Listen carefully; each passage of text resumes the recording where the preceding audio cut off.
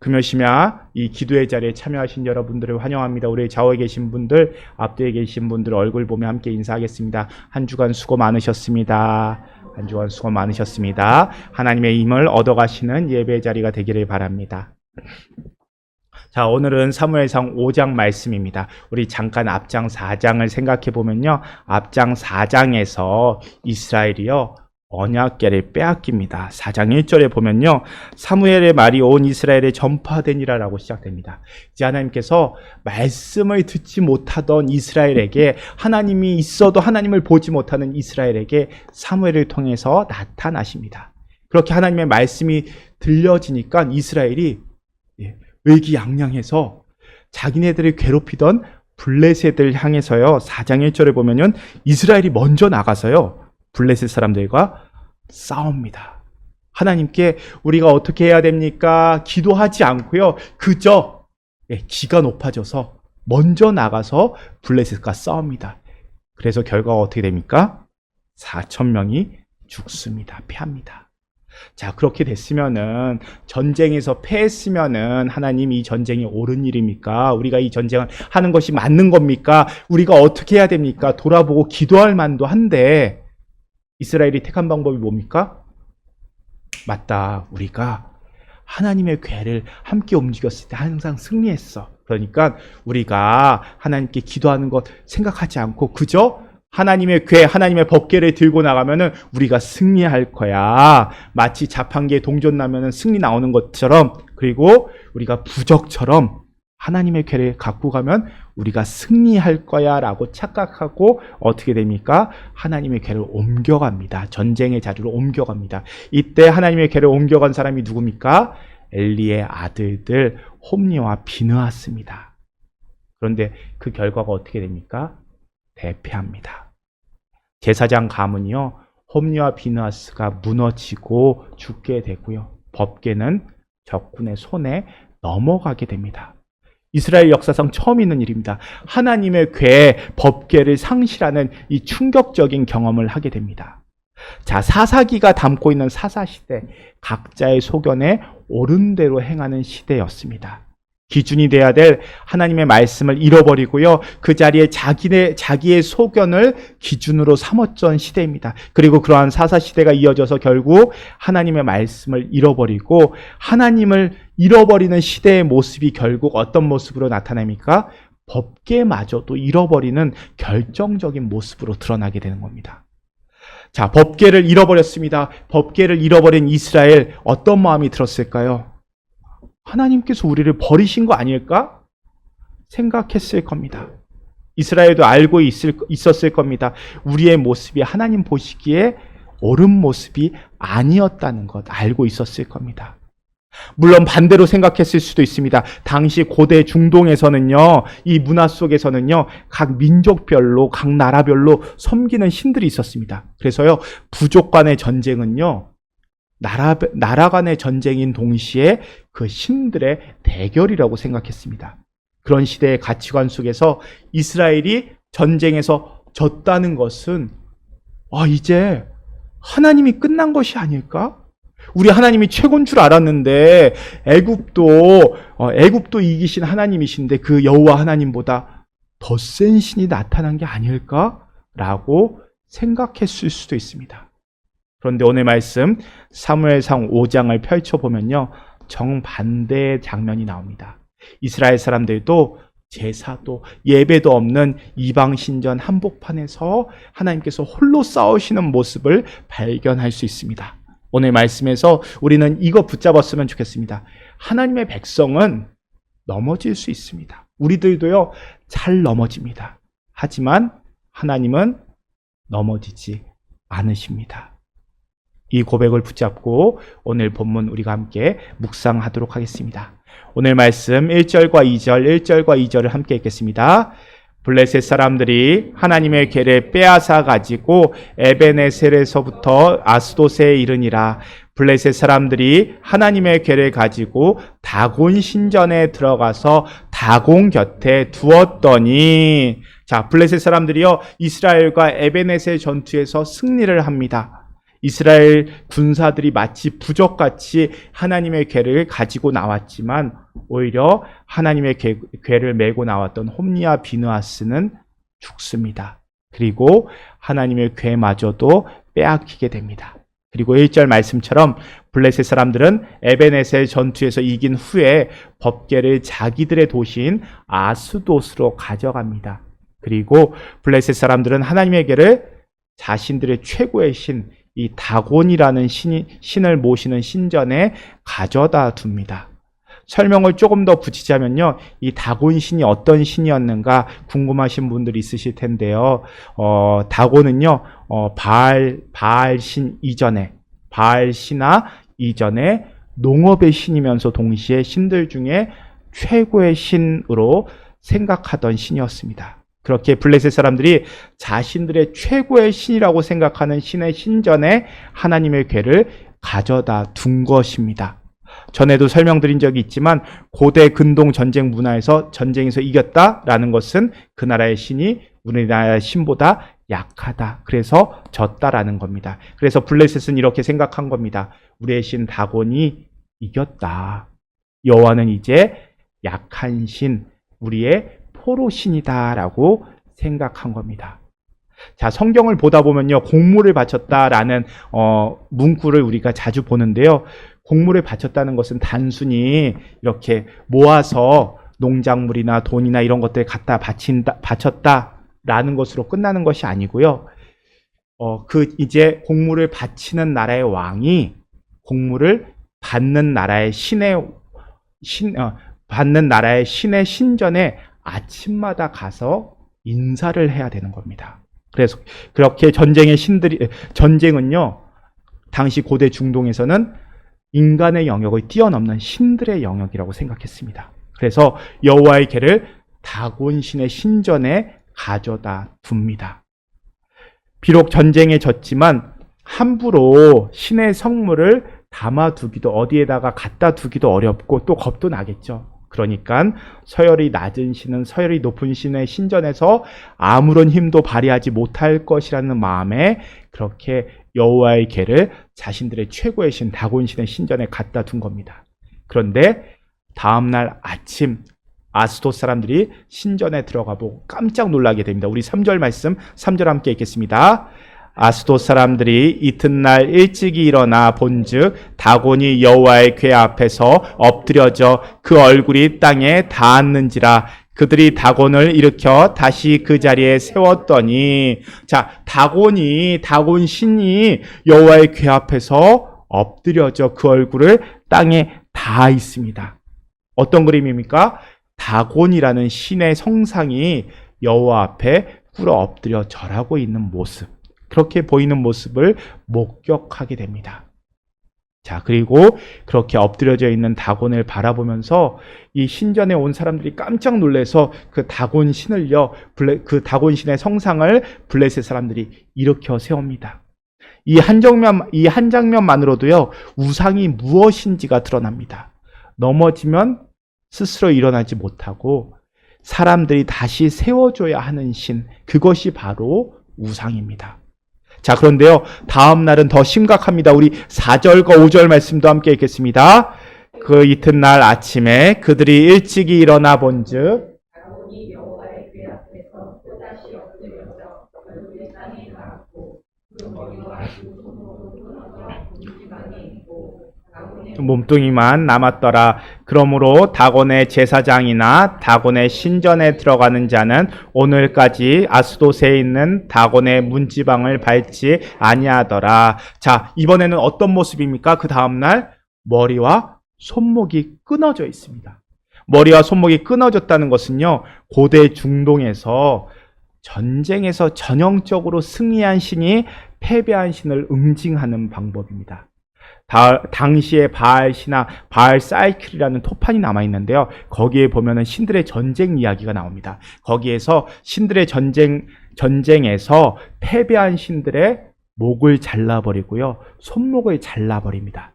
그러니까 이 표현은요, 블레셋 사람들이 이해할 수 있도록 하나님께서 말씀해 주시는 겁니다. 하나님께서 블레셋의 신 다곤에게 패배하시는 분이 아니라는 겁니다. 오히려 승리하시는 분이라는 겁니다. 완전한 패배와 처형을 다곤에게 보여주는 겁니다. 이렇게 하나님께서 다곤신을 이기시는 이야기를 이 이야기가 담고 있는 겁니다. 자, 그러니까요, 사무엘상이 우리에게 말해주는 겁니다. 이 싸움은 이스라엘과 블레셋의 싸움이 아니라 여호와 하나님과 다곤신의 싸움이었고, 이 싸움은 이미 끝났다는 겁니다. 이스라엘은 패배해서 무너졌지만 하나님은 무너지지 않으신다는 겁니다. 그리고 사람들이 다 사라진 곳에서도 예배 드리는 사람 하나 없고 제사 드리는 사람 하나 없는 그 자리에서, 단지 하나님의 궤가 놓인 자리에서도 하나님은 자기 영광을 스스로 지켜내시는 분, 자기의 영광을 스스로 드러내시는 분이라는 겁니다. 하나님은 그런 분이라는 것을 우리에게 보여주시는 겁니다. 자, 이제 장면은요, 다시 신상에서 사람들에게로 옮겨집니다. 우리 이어지는 6절 말씀 함께 읽겠습니다. 여호와의 손이 아스돗 사람에게 엄중히 더하사 독한 종기의 재앙으로 아스돗과 그 지역을 쳐서 망하게 하니. 자, 이제 여호와의 손이 아스돗 사람에게 독한 종기의 재앙을 내려서 그 지역을 쳐서 망하게 만드십니다. 자, 그런데 여기서 엄중이라는 단어 있죠. 엄중이, 아스돗 사람들, 여호와의 손이 아스돗 사람들에게 엄중히 더하사, 여기서 엄중이라는 단어가 히브리어로 카베드입니다. 그러니까 카베드 이제 우리에게 익숙하죠. 그만큼 우리가 사무엘상을 기록할 때 카베드라는 단어를 잘 따라가야 한다라고 말씀드렸습니다. 우리가 지난 4장에서도 보았던 단어죠. 엘리가 아들들에게 무게를 두었다라고 책망을 들었을 때 무게를 두다라는 단어가 카베드였죠. 그리고 엘리가 죽은 이야기를 설명할 때도 엘리가 어떻게 죽습니까? 자기가 카베드를 두었던 아들들이 죽었다라는 소식을 들었을 때 자기 의자에서 뒤로 넘어져 목이 부러져 죽습니다. 그런데 그 죽은 이유가 나이가 많고 비대했기 때문이다라고 기록합니다. 그런데 여기에서 무게가 나이가 많고 비대하다, 이 비대하다, 뚱뚱하다라는 단어를 일부러 다른 단어가 있는데도 불구하고 카베드라는 단어를 써서 기록했다고 말씀드렸죠. 그러니까 인생의 무게 중심을 하나님이 아닌 자녀와 가문에게 둔 결과가 엘리 가문의 몰락이라고 설명할 때 이 카베드라는 단어를 사용했습니다. 그리고 이제 그 카베드라는 단어를 다른 방식으로 사용하는 겁니다. 오늘 말씀 6절에서 여호와의 손이 아스돗 사람에게 엄중히, 그러니까 카베드하게 임했다라고 이야기합니다. 무슨 뜻이겠습니까? 하나님의 손이 가볍지 않다는 겁니다. 무시할 수 없는 실제적인 무게와 영광이 있다는 뜻입니다. 하나님의 손이 아스돗 사람에게 무겁게 행하셨다는 겁니다. 그렇게 하나님의 손이 카베드로 아스돗에 임합니다. 그러자 이제 블레셋 사람들이 견디지를 못하고 어떻게 해야지 우리가 이 고통에서 벗어날까 회의를 열게 됩니다. 우리 7절 말씀 7절 함께 읽겠습니다. 7절부터 10절까지 함께 읽겠습니다. 아스돗 사람들이 이를 보고 이르되 이스라엘 신의 궤를 우리와 함께 있지 못하게 할지라. 그의 손이 우리와 우리 손 다곤을 친다 하고 이에 사람을 보내어 블레셋 사람들의 모든 방백을 모으고 이르되 우리가 이스라엘 신의 궤를 어찌하랴 하니 그들이 대답하되 이스라엘 신의 궤를 가드로 옮겨가라 하므로 이스라엘 신의 궤를 옮겨갔더니 그것이 옮겨간 후에 여호와의 손이 심히 큰 환란을 그 성읍에 더하사 성읍 사람들의 작은 자와 큰 자를 다 쳐서 독한 종기가 나게 하신지라. 이에 그들이 하나님의 궤를 에그론으로 보내니라. 하나님의 궤가 에그론에 이른즉 에그론 사람이 부르짖어 이르되 그들이 이스라엘의 신의 궤를 우리에게로 가져다가 우리와 그의 백성을 죽이려 한다 하고. 자, 이제 블레셋 사람들도 이 일들이 여호와의 궤 때문이라는 것을 압니다. 그래서 블레셋 사람들이 견디지 못하고 회의를 엽니다. 이스라엘의 신의 궤를 우리와 함께 있지 못하게 하자. 그의 손이, 여호와의 손이 우리와 우리의 신 다곤을 친다라고 고백합니다. 그리고 계속해서 사람들을 보냅니다. 어디로 보낼까요? 우리 8절 말씀이죠. 이 여호와의 궤를 가드로 옮겨 보냅니다. 그리고 9절 말씀이죠. 여호와의 궤를 옮겨간 후에 여호와의 손이 심히 큰 환난을 그 성읍에 더하십니다. 그리고 독한 종기로 사람들이 죽어갑니다. 아마도 독한 종기는 전염병 같은 게 아니었나라는 생각이 듭니다. 그러니 가드 사람이라고 버틸 수가 있었겠습니까? 마치 폭탄 돌리기처럼 아스도에서 가드로, 또 가드에서 에그론으로 보냅니다. 그러니까 이제 에그론 사람들에게 여호와의 손이 환난으로 더해지게 됩니다. 우리 오늘 말씀 11절, 12절 두 절 말씀 함께 읽겠습니다.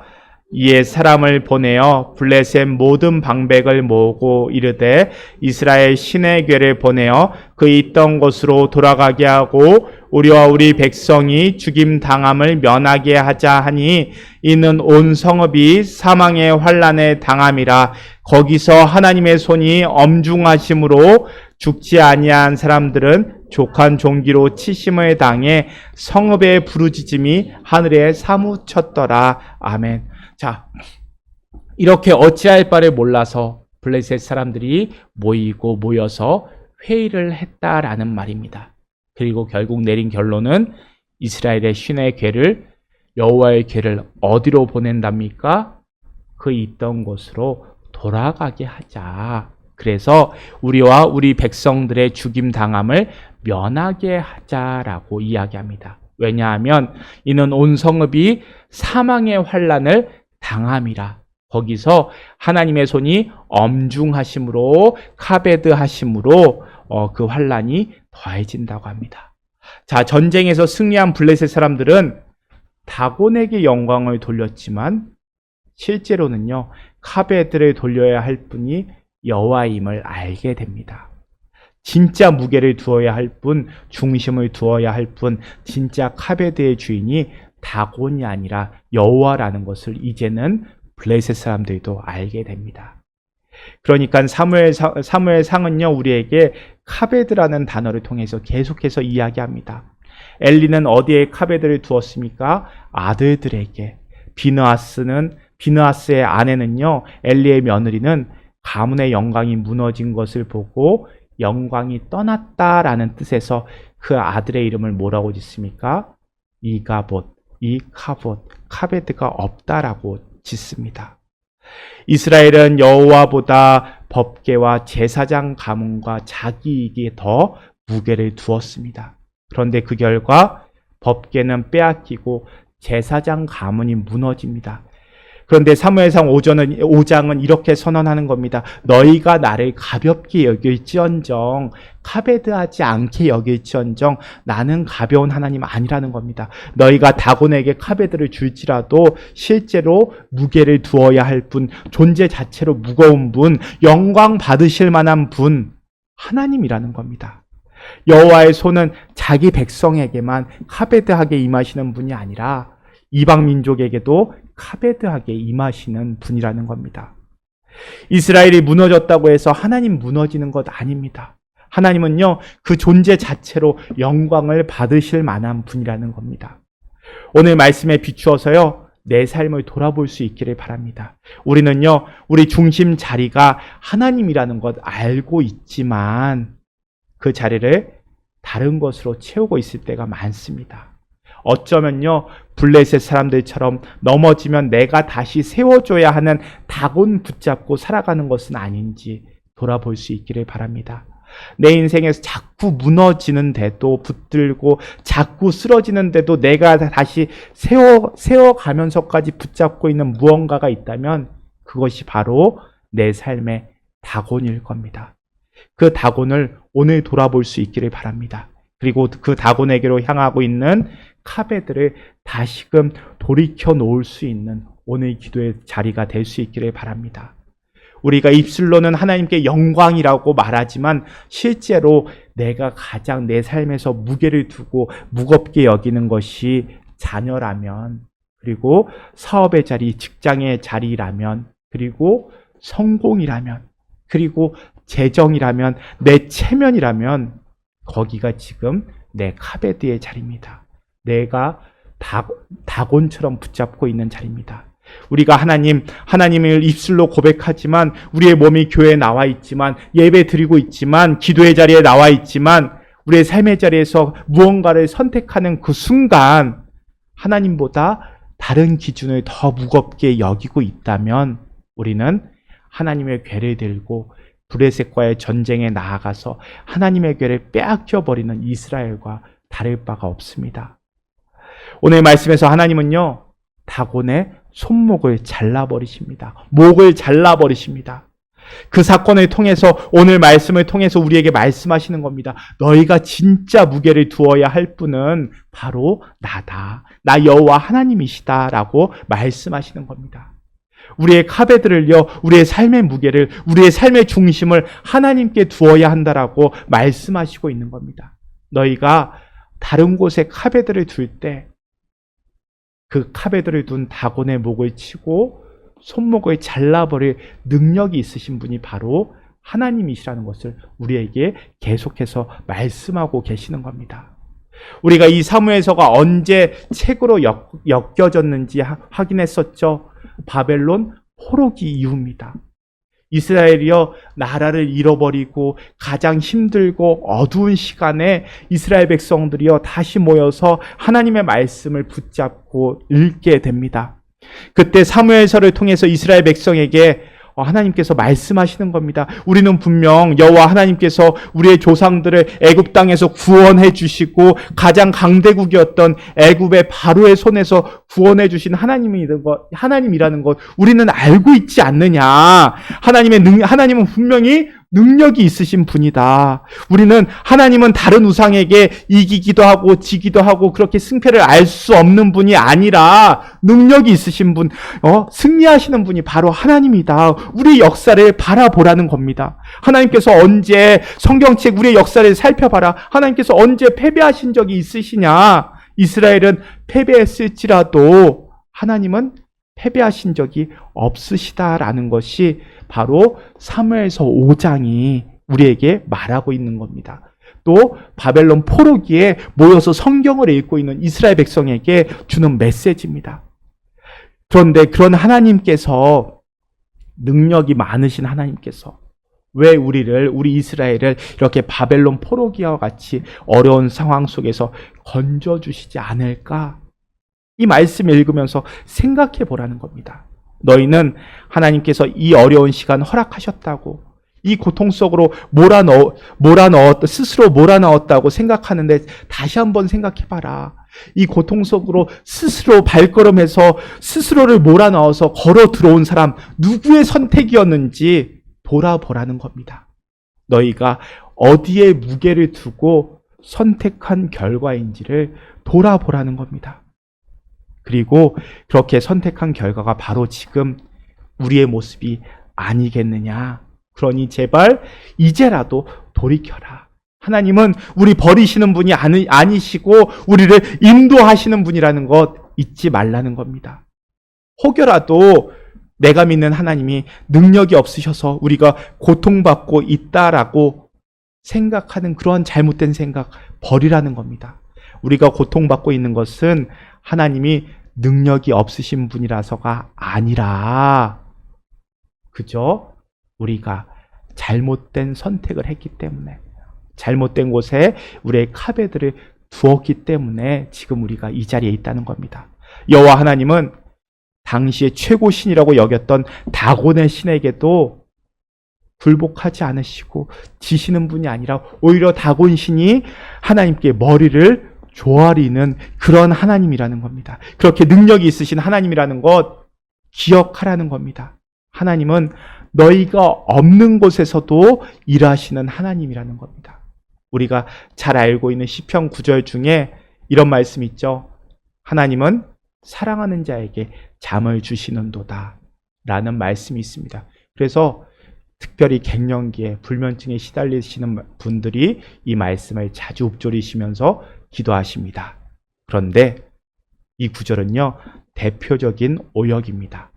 이 구절을 원어에 따라서 잘 읽어보면요, 하나님은 사랑하는 자들에게 잠을 주시는도다가 아니라 하나님은 사랑하는 자들이 잠을 자는 그 시간마저도 일하시고 역사하시는 분입니다. 라는 의미를 담고 있는 구절입니다. 그러니까 하나님은요, 우리가 쉴지라도 우리가 쉴 수 있도록 일하시는 분이 바로 하나님이십니다. 그러니 하나님께서 뭐 하신대요?